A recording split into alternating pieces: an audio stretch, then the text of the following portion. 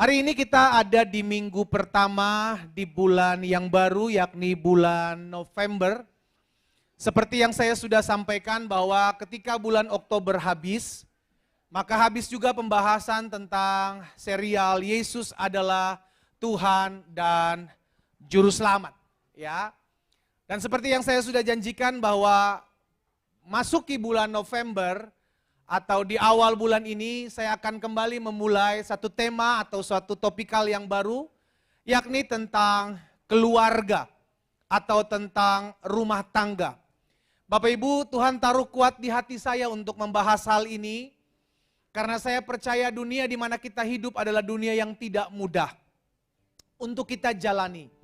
Terlebih ketika kita lihat sama-sama bahwa ada hal-hal yang memang terkadang Bapak Ibu Saudara yang dikasih dalam Tuhan, kita sadar, oh ada dalam rumah tangga kami, ada dalam keluarga kami ini, anak-anak yang hidupnya terkadang jauh dari Tuhan.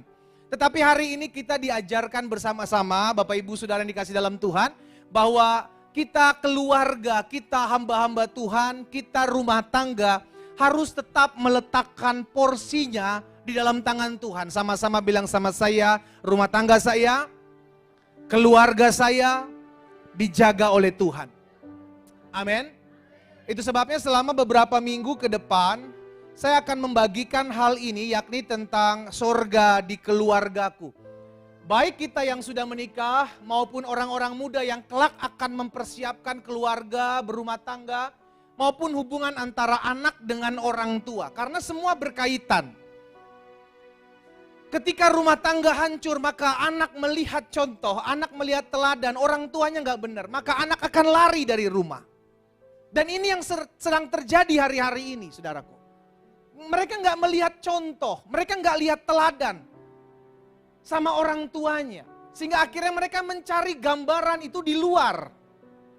Nah itulah yang membuat akhirnya rumah tangga berantakan, anak-anak atau generasi pun hancur. Generasi pun berantakan. Ketika generasi berantakan, generasi hancur, maka gereja dan bangsa akan hancur. Semua dimulai dari mana? Keluarga. Semua dimulai dari rumah tangga, makanya gereja dan keluarga itu tidak bisa dipisahkan. Gereja dan keluarga tidak bisa dipisahkan karena keluarga adalah bagian kecil dari gereja.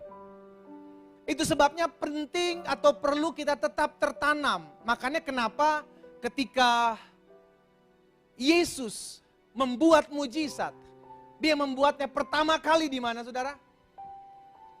Dia membuat pertama kali perkawinan di pernikahan di Kana. Saya percaya bukan suatu kebetulan. Dan apa yang terjadi ketika Yesus, Alkitab mencatat Yesus dan murid-muridnya memang diundang di perkawinan tersebut. Sehingga ketika perkawinan tersebut ada konflik, ada masalah. Dan salah satu masalahnya pada saat itu kehabisan anggur. Maka Yesus hadir memberikan solusi di sana. Dan saya percaya rumah tangga yang memiliki Yesus akan menjadi rumah tangga yang kuat. Amin. Itu sebabnya selama beberapa minggu ke depan ini yang akan saya bagikan tentang serial Sorga di Keluargaku. Dan dalam tema atau dalam judul yang pertama yang saya bagikan di minggu ini adalah kebahagiaan keluarga kita ada di tangan kita. Saya ulangi sekali lagi, kebahagiaan keluarga kita, kebahagiaan rumah tangga kita itu ada di tangan kita. Atau dengan kata lain itu adalah keputusan kita. Mungkin sebagian kita bilang begini, pendeta, kebahagiaan rumah tangga bukan ada di tangan Tuhan. Saudaraku, Tuhan sudah kasih kebahagiaan.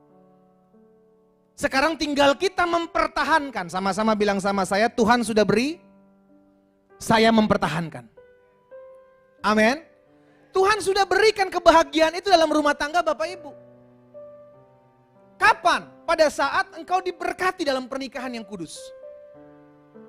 Oleh seorang hamba Tuhan yang menjadi representasinya Tuhan. Diberkatilah rumah tanggamu, engkau bukan lagi dua melainkan satu. Dan kau menjalani rumah tangga itu bersama-sama. Pada saat itu engkau diberkati, rumah tanggamu diberkati, keluargamu diberkati, keturunanmu juga menjadi keturunan yang diberkati. Tetapi kan gak serta-merta ketika diberkati langsung mereka bubar, selesai, meninggal, kan enggak.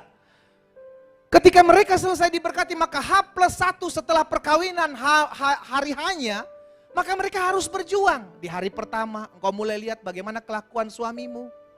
Di hari kedua engkau mulai lihat bagaimana kebiasaan istrimu. Terus semua terbongkar, semua akan terlihat. Sehingga akhirnya untuk mempertahankan sebuah keluarga, untuk mempertahankan sebuah rumah tangga, butuh kerjasama antara pasangan suami dan istri, orang tua dan anak. Tetapi sedianya Tuhan sudah memberikan. Makanya saya mau bagikan hal ini. Coba kita lihat sama-sama dalam Ulangan pasal 11. Ulangan pasal 11 ayat 24 sampai dengan ayat 28. Ulangan pasal 11 ayat 24 sampai 28. Perhatikan Bapak Ibu ya. Setiap tempat yang diinjak oleh telapak kakimu, kamulah yang akan memilikinya. Mulai dari padang gurun sampai gunung Libanon, dan dari sungai itu yakni sungai Efrat sampai laut sebelah barat akan menjadi daerahmu.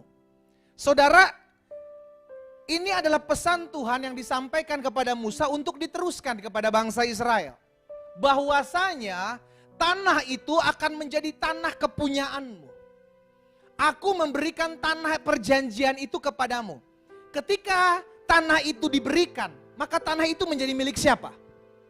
Milik bangsa Israel. Kenapa? Karena sudah diberikan. Tetapi bangsa Israel juga harus mengelolanya.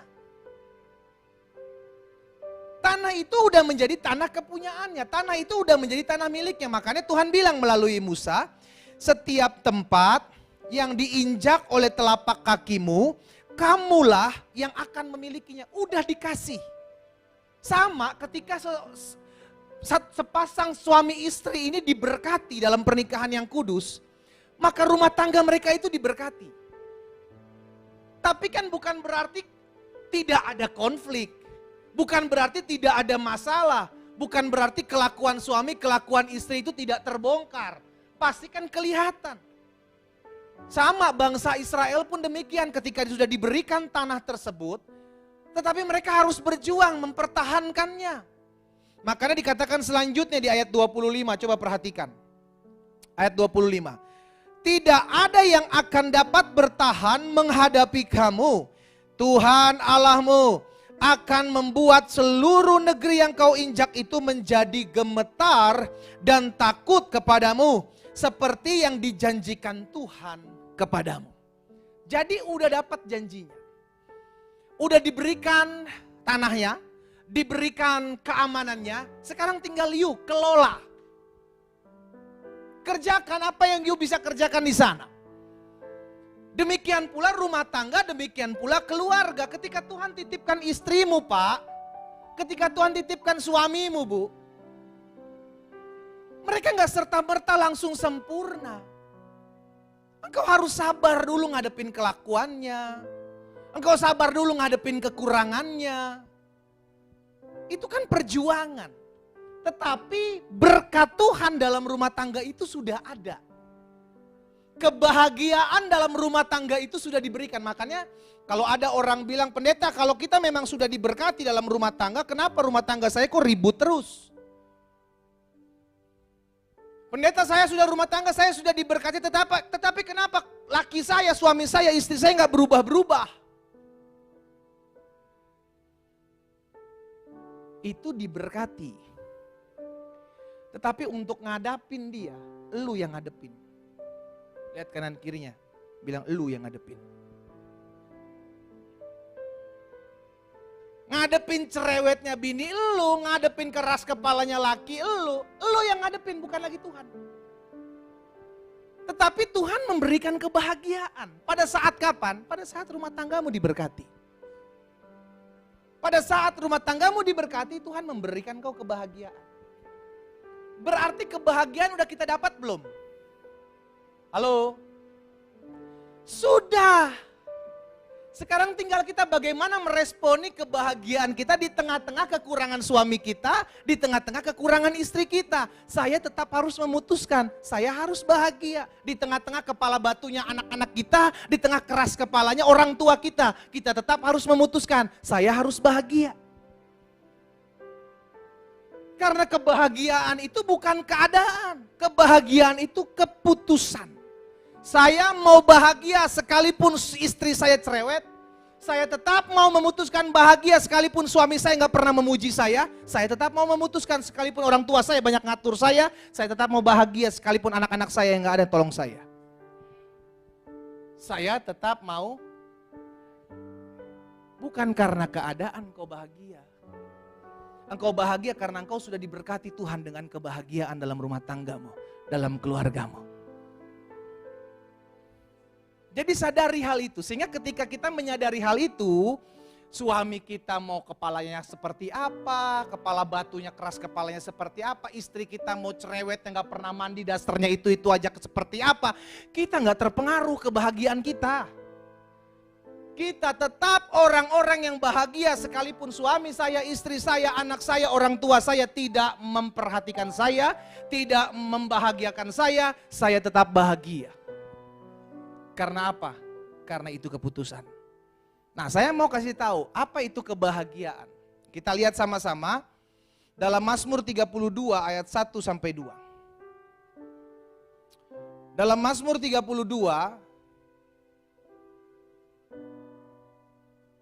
ayat 1 dan ayat 2. Dari Daud, nyanyian pengajaran. Berbahagialah orang yang dipuji-puji. Berbahagialah orang yang di rekeningnya ada 10 digit. Berbahagialah mereka yang suaminya tampan berewokan. Begitu Alkitab bilang. Berbahagialah mereka yang istrinya gak pernah banyak ngomong. No. Alkitab bilang berbahagialah mereka orang yang diampuni pelanggarannya, yang dosanya ditutupi. Jadi kebahagiaan rumah tangga, kebahagiaan seorang anak, kebahagiaan orang tua bukan karena treat. Bukan karena perlakuan pasanganmu terhadap dirimu, bukan karena perlakuan orang tuamu kepadamu. Tetapi karena memang kau orang berbahagia. Dasarnya apa? Karena kau adalah orang yang sudah diampuni. Dosamu sudah diampuni. Engkau berbahagia. Jadi ketika kita menyadari Tuhan, aku tuh orang yang layaknya dapat penghukuman. Aku tuh orang yang seharusnya mendapatkan, gak ngedapetin apa-apa, tapi karena kemurahan Tuhan, karena kasih setia Tuhan, aku jadi orang yang diampuni. Itu yang membuat aku berbahagia. Ku berbahagia.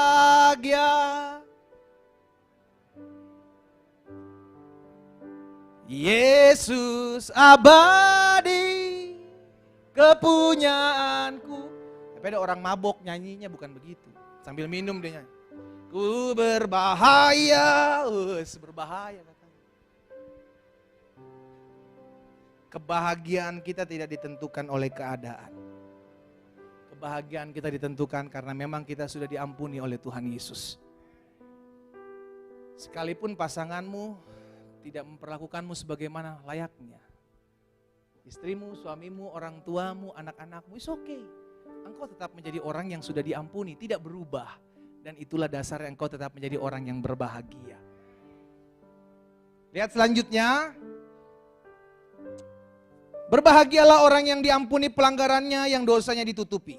Ayat 2. Berbahagialah manusia yang kesalahannya tidak diperhitungkan Tuhan. Dan yang tidak berjiwa penipu. Kita layaknya dihukum. Tapi kita diampuni, itu yang membuat kita menjadi pribadi-pribadi Tuhan, aku bahagia loh.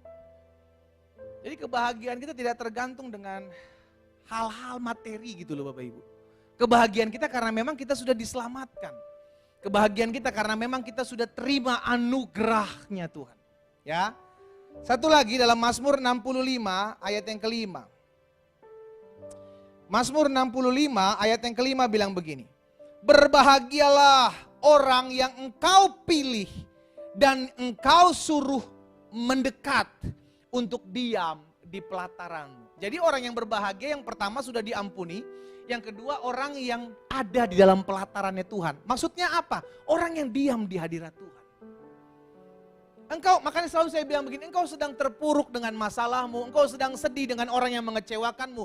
Cari Tuhan, beribadah kepada Tuhan, diam di kaki Tuhan, maka engkau akan jadi orang yang berbahagia. Kenapa? Karena berbahagialah mereka yang kau pilih dan suruh mendekat ke hadiratnya Tuhan. Jadi ketika kita bisa mendekat ke hadirat Tuhan dengan pujian penyembahan kita kepada Tuhan, engkau jadi orang yang berbahagia sekalipun ada orang yang mengkhianatimu. Sekalipun ada orang yang mengecewakanmu.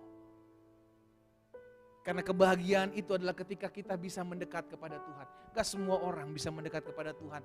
Kita sudah diampuni, sebabnya kita bisa mendekat kepada Tuhan. Saya mau setiap kita menyadari hal ini, saudara dikasih dalam Tuhan. Karena hari-hari ini, rumah tangga Kristen sedang digoncang. Dan tidak sedikit yang akhirnya banyak istri-istri yang akhirnya kecewa, suami-suami yang akhirnya kecewa. Kenapa? Karena digoncang, gak kuat, gak punya pondasi yang benar. Ujung-ujungnya semua merasa saya korban, saya korban, saya korban. Kalau semua korban, siapa pelaku? Coba kita tanya di sini yang sekolah kepolisian. Kalau semua korban, siapa pelaku? Bah, bingung kan mereka juga? Kalau semua korban gak ada pelaku, siapa? Masalahnya itu yang terjadi hari-hari ini. Semua merasa diri, Pak, suami saya kasar. Saya enggak aduh sakit hati saya, Pak. Suami juga, Pak, saya juga korban, Pak. Nah lu, istri saya, Pak, saya datang aja boro-boro disiapin kopi, diseduhin teh, enggak, disemprotnya saya, Pak. Dari A sampai Z, kamu makan sama siapa, pulang dari mana, jam berapa kamu pulang. Terus Pak, itu kalau dibikin syair merdu sekali. Tapi itulah kenyataannya. Itu yang terjadi. Demikian pula orang-orang muda gak mau kalah. Kecewa sama orang tua mengharapkan sesuatu sama anaknya. Tetapi anaknya punya dunianya sendiri. Kemarin di acaranya sekolahnya Gerard kita belajar. Ada seminar parenting tentang generasi zaman sekarang. Youth, itu nanti saya mau sampaikan di youth. Mana Hana? Jadi tentang generasi strawberry. Ada yang pernah dengar generasi strawberry? Gak ada yang pernah dengar kan? Ini bahaya. Generasi strawberry adalah generasi yang dari luarnya indah. Lihat generasi anak-anak sekarang apa aja bisa. Tetapi ketika ditindis, ditekan, hancur. Itulah generasi strawberry. Generasi sekarang, orang-orang muda sekarang, itu ada di SMP, SMA, dan lulusan. Itu generasi sekarang. Jadi mereka mengharapkan sesuatu dari orang tua. Yang tidak mereka dapati, kenapa? Karena orang tua acuh punya dunianya sendiri. Kalau ribut-ribut di depan mereka ngelihat gambaran itu, mereka akan cari, rumah bukan lagi tempat yang aman buat saya. Rumah bukan lagi tempat yang indah buat saya. Di luar, tongkrongan enak. Generasi strawberry. Terlihat dari luar bagus, terlihat dari luar indah. Tetapi dalamnya gampang sekali hancur. Makanya gak jadi generasi-generasi yang tough. Generasi itu menjadi generasi-generasi yang lemah. Ada tekanan sedikit nyerah, ada tekanan sedikit kecewa, ada tekanan sendiri lari. Ujung-ujungnya apa? Main ayunan pakai leher. Nyerah. Karena apa? Gak kuat. Tapi dia ngajarin begini, bagaimana kita merubah dari generasi strawberry menjadi generasi basket, bola basket. Yang ketika semakin dia dibanting, semakin dia naik ke atas. Semakin dia dilemparkan ke bawah, dia semakin tinggi. Itu yang harus diubah. Kenapa hadirnya generasi-generasi strawberry ini? Dimulai dari rumah tangga, mama papanya. Yang tidak bisa menjadi contoh, yang tidak bisa menjadi teladan. Yang akhirnya membuat anak-anak muda ngelihat, oh kayak gini, berumah tangga udah lebih baik saya gak usah kawin. Kalau kawin hanya buat orang berantem, saya pengen gak usah kawin lah. Udahlah, happy sendiri. Sampai tuir. Gak kawin. Karena nggak ada contoh, nggak ada teladan. Jadi saya berharap nih sama jemaat Tuhan nih ya, ayo beberapa minggu ke depan saya akan bagikan tentang parenting, tentang keluarga, tentang rumah tangga. Kalau nggak penting-penting amat, jangan tinggalin ibadah minggu. Saya berharap supaya kita mendidik anak-anak kita. Kalaupun memang sampai penting mesti keluar kota, ikuti online-nya. Saya sudah siapkan beberapa materi buat setiap kita, keluarga, baik hubungan orang tua dengan anak, hubungan suami dengan istri. Supaya kita jemaat Tuhan itu nggak jadi rumah tangga keluarga yang gampang chaos gitu loh. Ada masalah dikit hancur, masalah sedikit berantem, masalah sedikit ribut, jangan. Cukup orang-orang yang tidak mengenal Tuhan. Kita yang tertanam dalam firman Tuhan mesti mengerti betul bahwa pasangan saya punya kekurangan, pasangan saya juga punya kelebihan. Ayo angkat sama-sama. Ya, dimulai dari rumah tangga, dimulai dari keluarga, maka lahir generasi-generasi anak-anak muda yang nggak kuat. Ya, nah, jadi orang tua terlebih dahulu atau kita yang sudah menikah terlebih dahulu mesti menyadari hal ini. Oh iya, keluargaku adalah sorgaku. Oh iya, bahwa keluarga saya sudah mendapatkan kebahagiaan. Rumah tangga saya sudah memiliki kebahagiaan untuk mendapatkan atau menurunkan kebahagiaan kepada anak-anak saya. Tetapi sebagian kita mulai bertanya-tanya, kalau memang pada akhirnya rumah tangga saya sudah diberkati, rumah tangga saya sudah mengalami kebahagiaan, tetapi kenapa masih ada yang ribut? Kenapa masih ada yang suka bertengkar? Kenapa masih ada yang suka berantem, kasar? Nah, kita lihat. Yang pertama, kenapa ada banyak keluarga pernikahan, rumah tangga tidak mengalami kebahagiaan padahal sudah diberkati dalam kebahagiaan? Why? Yang pertama, karena banyaknya tuntutan-tuntutan kepada suamimu, kepada istrimu, kepada anak-anakmu, kepada orang tuamu. Suami nuntut istri, istri nuntut suami, orang tua nuntut anak untuk seperti dirinya, padahal generasi udah berbeda. Orang tua menuntut anak-anak yang menuntut orang tua untuk apa? Untuk suka-suka saya dong, Ma. Ini kan generasi saya, ini zaman saya. Ujung-ujungnya keluarga, ada orang tua, ada anak, saling nuntut, saling serang. Lahirnya apa? Tuntutan-tuntutan. Ini keluarga, Pak, Bu, ini rumah tangga, bukan pengadilan. Yang di dalamnya ada tuntutan demi tuntutan, tuntutan demi tuntutan. Kalau rumah tangga itu bukan tuntutan, tetapi pemberian. Kalau keluarga bukan tuntutan, tetapi pemberian. Ini yang mesti kita ingat. Ya, betul pasanganmu punya kekurangan, Pak. Pasanganmu punya kekurangan, Bu. Tetapi jadi pertanyaan begini, kalau dia punya kekurangan, apakah kita mesti komplain? Apakah kita mesti menuntut sesuatu yang ujung-ujungnya kita akan mulai membanding-bandingkan dia dengan orang lain? Itu kejahatan terbesar. Ketika engkau mulai membandingkan istrimu dengan istri orang lain, suamimu dengan suami orang lain, anak-anakmu dengan anak-anak orang lain, orang tuamu dengan orang tua orang lain, kau mulai membandingkan, engkau jahat. Kenapa? Karena setiap orang punya porsinya masing-masing. Berbeda. Dalam kita mendidik anak-anak kita, dalam kita melihat orang tua kita, dalam kita menjalin hubungan suami dengan istri, itu berbeda. Ya, karena banyaknya tuntutan-tuntutan yang dibuat oleh suami kepada istri, istri kepada suami, ataupun orang tua kepada anak-anaknya, anak-anak kepada orang tuanya. Lahirlah tuntutan demi tuntutan, serangan demi serangan. Orang kalau udah mulai nuntut-menuntut begitu, serang menyerang, ujung-ujungnya udah gak ada kasih. Ujung-ujungnya apa? Berantem, setiap kali ketemu kepahitan, setiap kali ketemu luka hati. Yang tadinya waktu masa-masa pacaran, ayo sayang silakan pintu masuk duluan. Pintu dibukakan besar-besar. Masuk, udah kakimu udah ketinggalan nanti kejepit.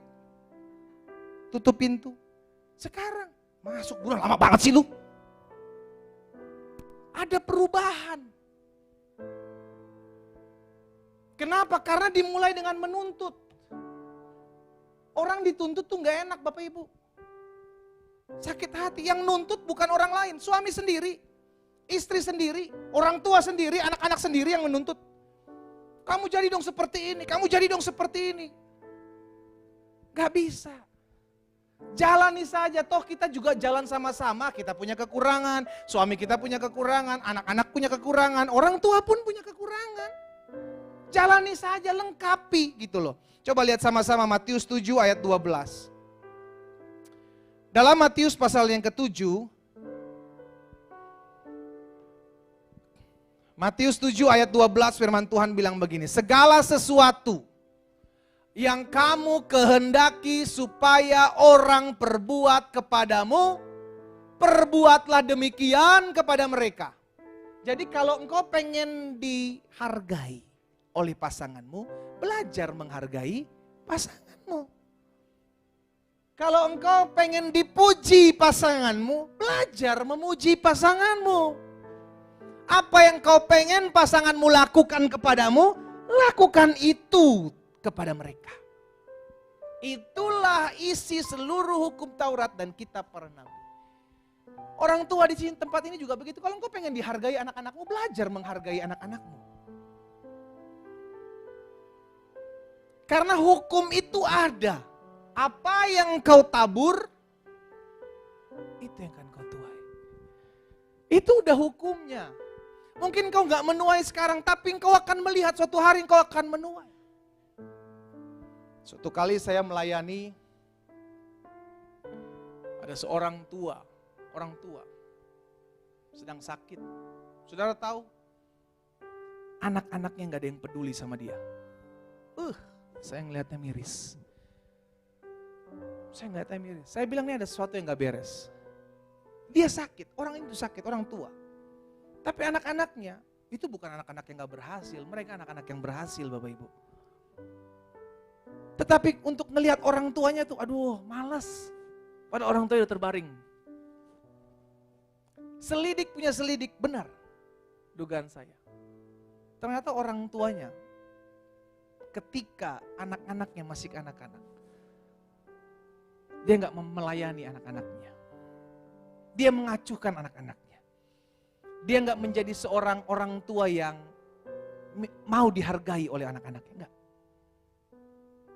Makanya jangan salahkan anak-anakmu ketika anak-anakmu gak care terhadap engkau, karena engkau gak pernah care terhadap mereka. Jangan salahkan anak-anakmu kasar kepadamu, karena engkau mencontohkan kasar kepada mereka. Karena itu yang kau tabur. Itu yang kau beri kepada mereka sehingga akhirnya contoh itu, teladan itu mereka simpan sampai ketika engkau tua, hai orang-orang tua, dan mereka mulai beranjak dewasa. Jangan salahkan mereka kalau mereka tidak pernah menghargaimu sebagai orang tua. Karena engkau tidak pernah memberikan contoh teladan untuk menghargai mereka sebagai anak-anak. Itulah perputarannya. Jadi hati-hati sekali. Kalau engkau masih punya anak-anak, ayo mulai hari ini belajar menghargai anak-anakmu. Karena apa yang kau tabur kepada mereka, engkau akan menuainya. Baik cepat maupun lambat. Mungkin belum sekarang karena engkau masih kuat. Ada kalanya engkau lemah. Udah menjadi orang tua. Dan anak-anakmu beranjak dewasa. Apakah mereka care kepadamu? Depend on. Tergantung apa yang kau lakukan pada saat mereka muda.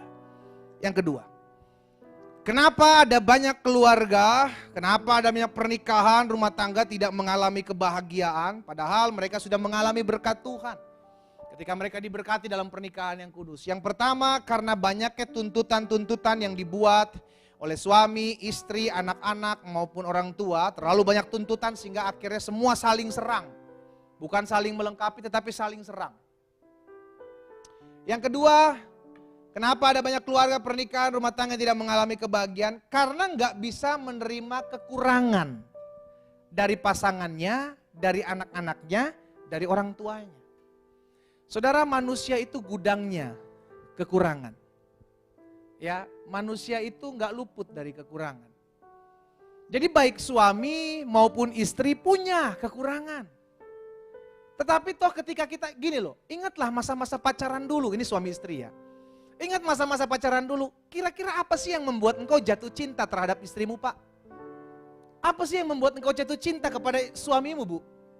Ketika engkau lagi marah sama dia, coba ingat flashback masa itu. Kenapa sampai dia engkau perjuangkan jadi suamimu? Kenapa sampai dia engkau perjuangkan jadi istrimu? Kenapa?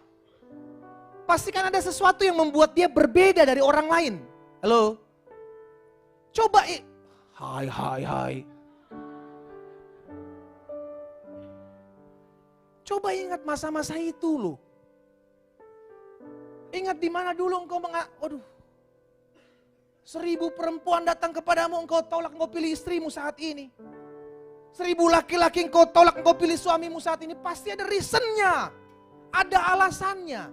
Apa alasannya? Ketika engkau sedang kecewa sama dia, engkau lagi marah sama dia, ingat itu. Aduh Pak, saya udah lupa. Gak mungkin lupa. Hanya seringkali kemarahanmu membuat engkau lupa masa-masa itu. Emosimu membuat engkau lupa masa-masa itu. Padahal itu tidak pernah lupa. Gak akan pernah lupa. Saya masih ingat sampai sekarang bagaimana saya kejar-kejar istri saya. Karena dia bawa lari sendal saya. Bukan. Karena saya sayang. Kita perjuangkan. Iya kan? Kan kita perjuangkan karena kita sayang. Mana perasaan itu ketika engkau marah? Ketika engkau kecewa sama dia, mana perasaan itu? Sebenarnya ada, cuman kau gak mau munculkan, egomu yang kau tinggikan. Karena kau mulai melihat kekurangannya, kelemahannya, keterbatasan, yang nyebelin, yang ngeselinnya, itu aja yang negatif yang kau lihat.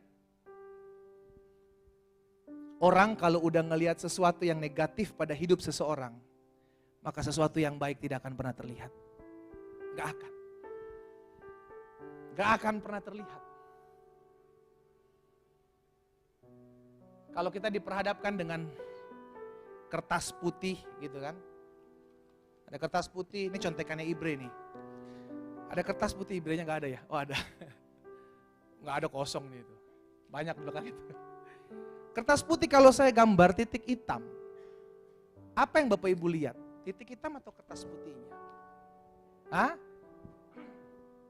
Saya tunjuk begini, ada kertas putih, ada titik hitam, di tengah-tengahnya apa yang Bapak Ibu lihat? Hah? Tergantung. Ada yang bilang titik hitam yang saya lihat, tapi ada yang bilang saya lihat kertas putihnya. Karena saya nggak tanya, ini gambar apa? Kecuali saya tanya, ini gambar apa? Maka Bapak Ibu bilang, itu titik hitam. Tapi kalau saya tanya, ini apa? Ada yang bilang kertas putih, ada yang bilang titik hitam. Jadi cara pandang seseorang itu tergantung. Engkau mengasihi, engkau membenci pasanganmu. Engkau membenci istrimu karena istrimu membuat engkau sakit hati. Engkau membenci suamimu karena suamimu membuat engkau sakit hati. Tetapi orang di luar sana banyak yang pengen sama istrimu, banyak yang pengen sama suamimu. Kenapa? Karena cara pandangnya berbeda dengan cara pandangmu. Yang kita lihat adalah kekurangan. Kamu kurangnya ini. Karena kamu gak bisa begini. Kamu tuh orangnya begini. Kita mulai menyelidiki sampai kita nyanyi. Selidiki aku. Mulai kita selidiki. Karena kita lupa bahwa saya pun juga penuh kekurangan. Kalau saya mulai mengkoreksi kekurangan istri saya, kekurangan suami saya, siapa saya? Saya juga masih penuh dengan kekurangan kok. Kalau saya tahu istri saya punya kekurangan, kalau saya tahu suami saya punya kekurangan, kalau saya tahu anak-anak saya punya kekurangan, saya tahu orang tua saya punya kekurangan, saya harus melengkapi, bukan saya nyerang kekurangannya. Roma pasal 15 ayat yang pertama, coba lihat. Roma pasal 15 ayat yang pertama. Kita baca sama-sama ayat ini. 3, 4. Kita yang kuat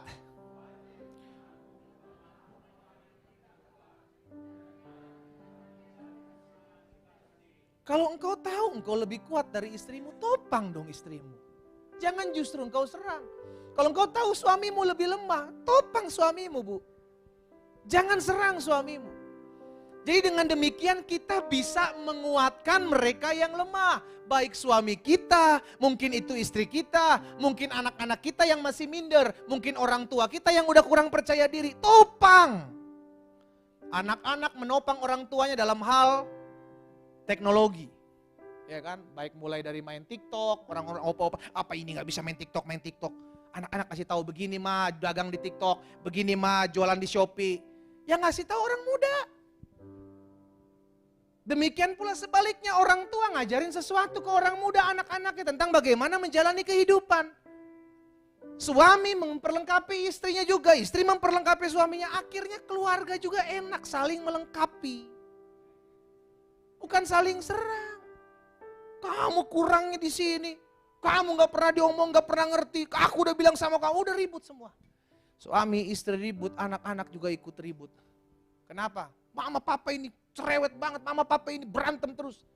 Gak ada sosok yang bisa diteladani. Mulai hari ini kalau suamimu pak, istrimu bu, suamimu bu, istrimu pak, punya kekurangan. Jangan serang. Lengkapi dia. Lengkapi dia. Karena saya percaya begini, suami istri ini punya kekurangannya beda-beda. Pasti berbeda. Pasti berbeda. Makanya kita kalau pakai sendal itu, sendal jepit itu kanan dan kiri. Gak mungkin dua-duanya kanan. Gak mungkin juga dua-duanya kiri. Sambil kita bilang, gak mau gak cocok, gak sepadan, saya pengen kanan dua-duanya. Gak mungkin. Karena kita tahu kaki kanan dengan kaki kiri itu berbeda. Tangan kanan dengan tangan kiri itu berbeda. Lubang hidung kanan dengan lubang hidung kiri berbeda. Gak percaya, coba tanya sebelah kanan kirinya. Liatin lubang hidung kalian. Sama gak lubang hidung saya? Berbeda. Apalagi kita suami istri. Pasti berbeda. Jangan tuntut kesamaan. Ya, kalau dia punya kekurangan, lengkapi kekurangannya. Jangan serang. Jangan serang. Yang ketiga, yang terakhir. Kenapa ada banyak keluarga, rumah tangga, gak mengalami kebahagiaan. Padahal sedianya Tuhan sudah memberkati dengan kebahagiaan. Yang pertama karena banyaknya tuntutan-tuntutan. Dituntut. Gak enak ya. Dituntut tuh gak enak. Kalau engkau tidak mau dituntut, jangan nuntut suamimu, jangan nuntut istrimu, jangan nuntut anak-anakmu, jangan nuntut orang tuamu, jangan. Karena dituntut itu gak enak. Yang kedua karena kenapa banyak keluarga pernikahan tidak mengalami kebahagiaan? Karena tidak dapat menerima kekurangan pasangannya. Gak bisa. Saya pengen pasangan saya sempurna. Saya pengen anak-anak saya sempurna. Saya pengen orang tua saya sempurna. Gak bisa. Mereka adalah manusia. Selama masih manusia, mereka tidak akan luput dari apa yang disebut dengan kekurangan. Dan yang ketiga, yang terakhir, kenapa ada banyak rumah tangga, keluarga, pernikahan tidak mengalami kebahagiaan. Yang ketiga, yang terakhir, karena masih hidup dalam keegoisan. Ini bahaya. Ya, suami yang egois, istri yang egois, itu gak akan pernah bisa ketemu. Anak-anak masih mau menang sendiri, orang tua dengan kepentingannya dia bilang, saya nih sebagai orang tua ngelahirin dia, saya mesti berkuasa, gak bisa. Kalau engkau mau melihat rumah tanggamu mengalami damai sorga, belajar merendahkan diri. Kita butuh suami kita kok dengan segala kekurangannya, kita butuh istri kita butuh anak-anak kita butuh orang tua kita. Kenapa? Karena memang Tuhan sudah memperlengkapinya. Engkau saling membutuhkan satu dengan yang lain. Karena itu coba rendahkan egomu. Dalam hukum pernikahan 1 tambah 1 sama dengan 1. Kenapa 1 tambah 1 bisa sama dengan 1? Karena sang suami pangkas egonya setengah, sang istri dipangkas egonya setengah. Sehingga akhirnya bisa merendahkan diri, sehingga menjadi satu. Karena kalau sampai setengah itu tidak dipangkas egonya, maka tidak akan pernah bisa mengarungi bahtera, mengarungi lautan dengan kapal yang ada 2 kaptennya. Gak akan pernah bisa. Karena itu harus merendahkan diri. Egomu pangkas, Pak. Suami-suami, egomu pangkas, istri-istri. Kita punya kebenaran kita sendiri. Saya sebagai suami wajib dong begini. Saya juga sebagai istri. Kalau semua saling sebagai, siapa yang mau ngalah? Makanya ada istilah orang Jawa bilang sing waras sing ngalah. Yang waras ngalah. Ya udah kalau laki lu banyak ngomong lu diem aja. Pak, ingat. Kata Pak Glenn, yang waras ngalah. Cukup aja ngomong gitu, bisikin aja. Yang waras ngalah. Kalau waras. Masalahnya,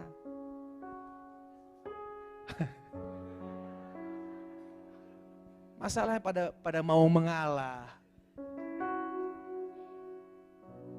Toh kalau kita gini, ada orang, tapi saya suami itu Gak bisa sampai kalah loh Pak. Kalau kita berdebat sama istri kita gak boleh kalah loh. Istri juga bilang, wah kita ini kosa katanya mesti 20.000 kata yang keluar setiap hari. Dia mesti tunduk terhadap kita. Lo gak bisa. Akhirnya siapa yang mau ngalah? Akhirnya tetangga yang ngalah. Udah kita pergi. Gak cocok jadi tetangga mereka. Pergi mereka pulang. Hari ini pastikan setiap kita untuk menyadari. Pangkas egomu setengah. Sombonganmu, keakuanmu, keangkuhanmu. Gak ada salahnya kan kalau kita ngalah. Ngalah itu bukan kalah, ngalah itu bukan tidak dihargai, no. Ngalah itu karena kita tahu saya rindu untuk mengadakan damai di tengah-tengah keluarga saya. Engkau sedang berdebat dengan suamimu, berdebat dengan istrimu, berdebat dengan orang tua, dengan anak-anakmu, udah ngalah. Karena namanya orang ribut itu gak pernah sendiri, harusnya berdua. Orang berantem itu gak pernah sendiri, pasti berdua. Dia perlu cari lawan. Kalau yang lawan satunya ngalah, diem. Lama-lama dia diem. Gak mungkin dia ngerocos terus. Gak mungkin. Paling ngerocosnya dia bilang gini, lu kalau lagi dimarahin diem aja, diem aja. Paling dia bilang begitu. Nah kita ngalah diem aja. Sama nih orang-orang muda, orang tua kita ngomong, udah diem aja. Sama kita juga kalau misalnya terkadang sama suami, sama istri, ribut gitu, udah ngalah lah. Karena ketika kita mengalah, tanda kita memiliki kerinduan untuk menjadi pendamai, untuk rindu untuk menjadi pembawa damai di tengah-tengah rumah tangga keluarga kita. Ya, 3 hal ini saya bagikan buat setiap kita. Karena ingat, di hari-hari terakhir, iblis akan berusaha menggoncangkan keluarga-keluarga Kristen. Rumah tangga anak-anak Tuhan akan digoncangkan. Karena itu pakai terus iman yang teguh. Ingat, rumah tangga perlu saya perjuangkan. Keluarga perlu saya perjuangkan. Saya harus jaga, saya ada di dalamnya, saya harus membawa damai. Pikirkan cara-caranya. Mengalah salah satu caranya. Jadilah pribadi yang suka membawa damai. Suami-suami, jadilah pembawa damai. Kok cuma 2 orang yang ngomong amin? Istri-istri, jadilah pembawa damai. Orang-orang muda, carilah pembawa damai. Orang-orang tua jadi pembawa damai. Saya undang kita semua bangkit berdiri.